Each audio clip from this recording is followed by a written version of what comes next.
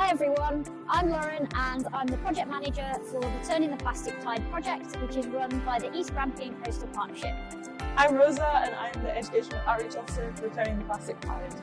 The Turning the Plastic Tide project was a flagship initiative that was started with the East Grampain Coastal Partnership way back in 2018 now, and it was as a direct result of the amount of litter that was coming in along the coastline. So we cover from Fraserburgh down to St Cyrus, so it's quite an expansive amount of coastline, and the litter really varies along these locations. So one of the main things that we were really just trying to do was to get as much litter off the beaches as possible.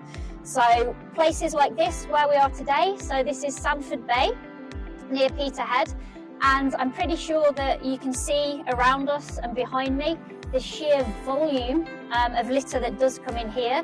So this is one of our what we call litter sink sites, and just unfortunately year after year, storm after storm, high tide after high tide, litter keeps coming in here.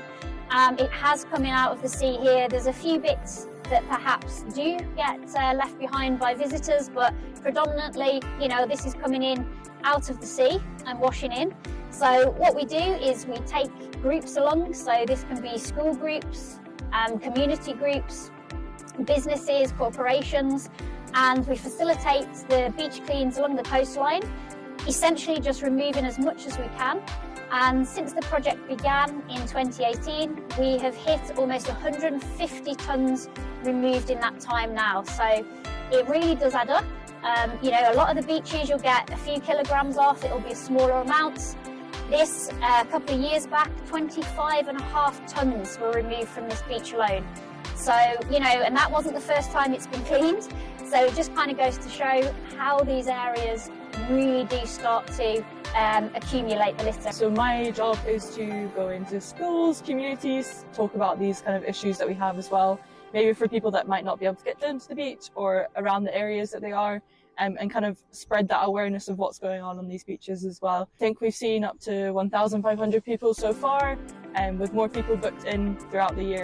Okay, so at a location like Sandford Bay here, what really stands out is the sheer, not only the abundance of the litter, but just the sheer differences in all these different types. So we've got, you know, plastic bottles, we've got hard plastics that are, you know, they're really old, clearly you can kind of tell by the wear on them. But who knows where some of these originate, to be honest. They're, you know, you can't actually identify it. You've got bits of cloth, different rags, lots of ropes, tiny bits, as well as much thicker pieces as well. You've got buoys, you've got a lot of rubber bumpers as well. You've got rubber things that have come off the bottom of nets. Yeah, just absolutely loads and loads of different things. Today we have literally just come across this. This here that looks like a dried out piece of seaweed is actually the egg case, a very dried out egg case, but an egg case of the critically endangered flapper skate. So the species was heavily overfished, and hopefully some of the numbers are starting to come up now that there are protective measures in place for them. However, this is absolutely incredible to find this amongst all of this litter. So, you know, you've got lots and lots of rubbish, and, you know, none of this belongs on the beach, but then, you know, you come across a really natural thing like this, the egg case here, and to be honest, almost that's kind of a beacon of hope, to be honest with you. So, you know, that there are critically endangered species in our waters, and, you know, hopefully they are still doing very well despite these pressures in the water and all the litter and things that are coming in along the coastline. So yeah, really great to find this today. This year we actually have a project that involves Peterhead Academy.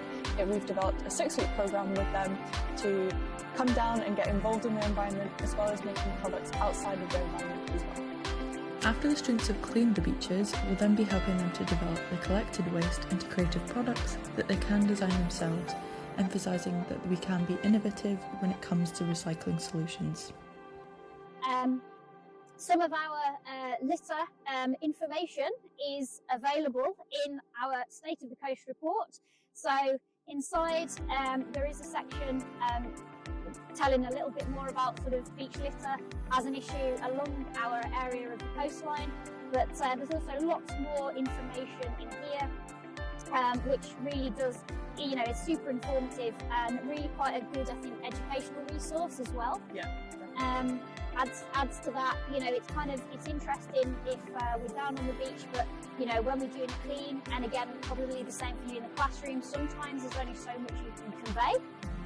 But by having this as a resource, it's really great for people or educators themselves, community groups to be able to then refer to this and kind of just learn more information about the coast.